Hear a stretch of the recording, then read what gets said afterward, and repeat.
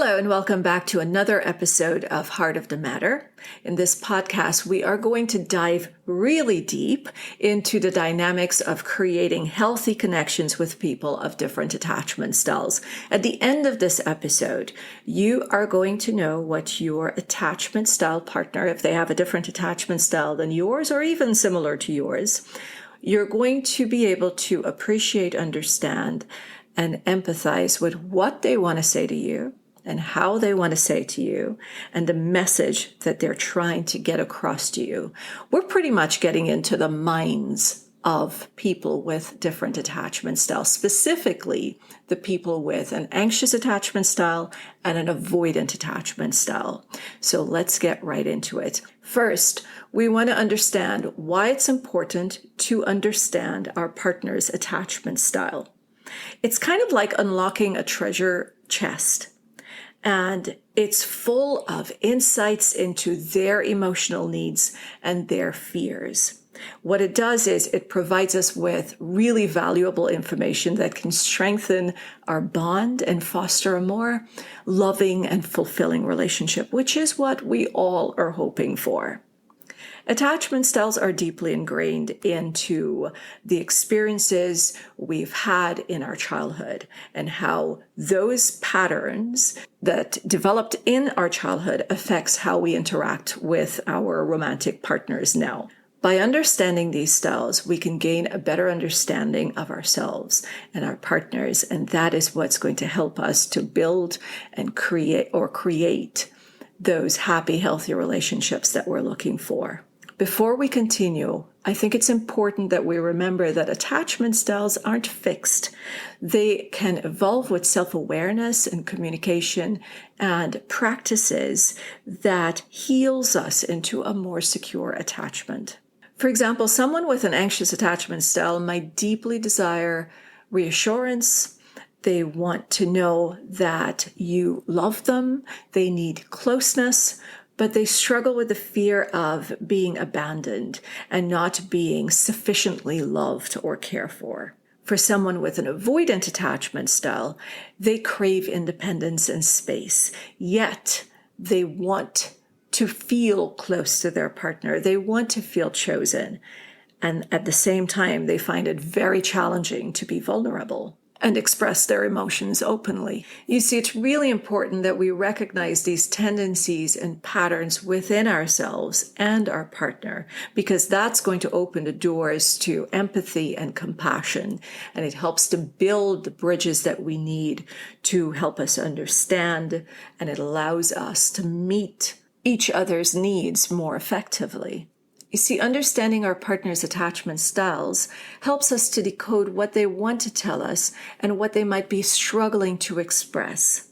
It's like learning a new language, tuning into subtle cues and unspoken needs. And we need to remember that in communication, 70% of what we say is not through words. One way to create a safe space for open communication is by initiating honest dialogue. We want to be able to talk about the things that triggers us, that makes us uncomfortable, and the things that we feel is impacting our relationship dynamic. And we want to be able to communicate from a place of knowing and not fear. We also want to give our partner the space to share their thoughts and fears. We don't want them to feel judged. We want to try to understand what they're saying, even when we don't get it. That allows them to know that no matter what they say, even if we understand or not, they're still safe to say, because we're not going to judge them. We're not going to condemn them. They won't have to feel attacked. And of course, we can't forget how important it is to actively listen. We want to pay attention to the nonverbal cues. We want to really try to understand what they're saying. We want to even repeat what they've said so that they too know that we're making an effort to get to the bottom of what this is so that we could build a happy, healthy relationship together. Before I get into what someone with an anxious attachment style may want to say to you, I'm going to ask you to hit the subscribe button.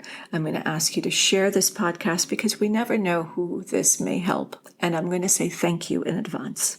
Someone with an anxious attachment style may want to say something like, I've been hurt so many times that I'm afraid that you're going to hurt me too. So I hold on to you so tightly because I love you so much. They may also say something like, I've noticed that every time I get close to you, you pull away, and that really scares me. I start to look for signs, and I search through your social media, and I pay attention to absolutely everything you say because I'm looking for confirmation that you're not going to leave me. And if I see anything that hints that I might be right, I get really, really scared, and I reach out and I hold on to you and I try to pull you back to me as much as I can.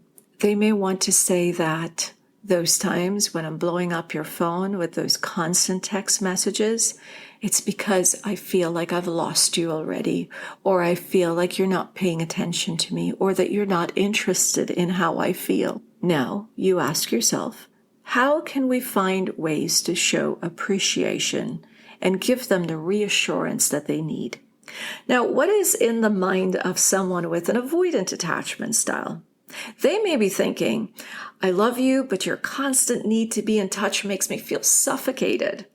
I like spending time with you, but I need to feel independent. And that's because I've spent a lifetime learning to take care of myself and my own emotional needs. And if I get too attached to you, too dependent on you, then what happens if you leave? What's going to happen with me? I'm going to be crushed. I'm going to be devastated. And I'm afraid of that. So I need my space and independence to collect myself and remind myself that I am strong no matter what.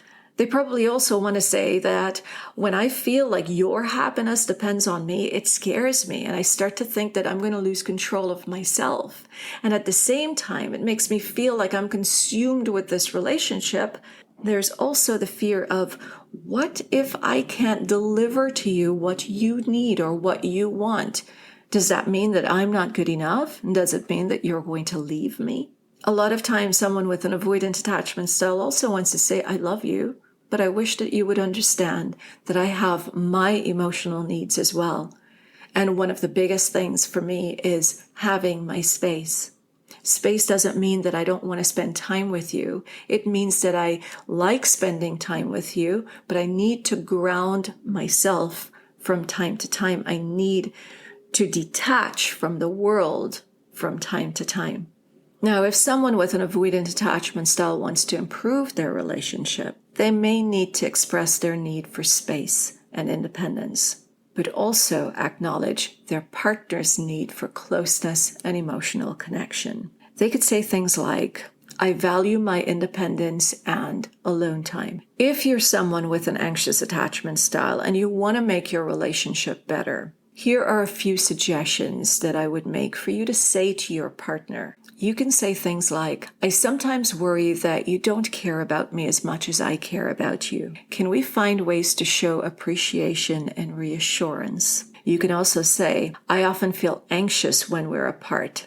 Can we talk about creating a sense of security and trust in this relationship? Something else you can say, I really value open and frequent communication. It helps me to feel more connected and less anxious. Can we make an effort to check in with each other from time to time? You can also say, I tend to overthink and worry about the future. It would really mean a lot to me if we can talk about our long-term goals and plans together. And finally, you can say, I crave validation and affection. That's perfectly fine to say. It's perfectly okay to be vulnerable. But you're also asking, can we find ways to be more emotionally available and show affection towards each other? You see, the key is to express your needs without blaming or demanding, and it's to encourage the most open and compassionate communication with your partner. Now, for someone with an avoidant attachment style, if you want to improve your relationship, I would suggest you say certain things like these.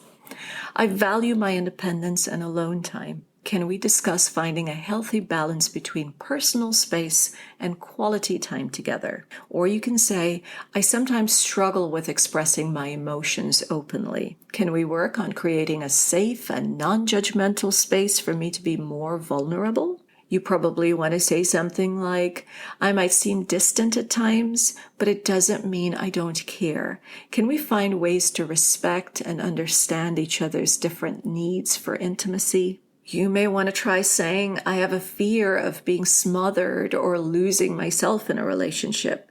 Can we talk about setting boundaries and maintaining individual identities? And finally, you may want to try saying, I may not always express it, but I do appreciate and love you. Can we find ways to reassure each other in a way that feels comfortable for both of us?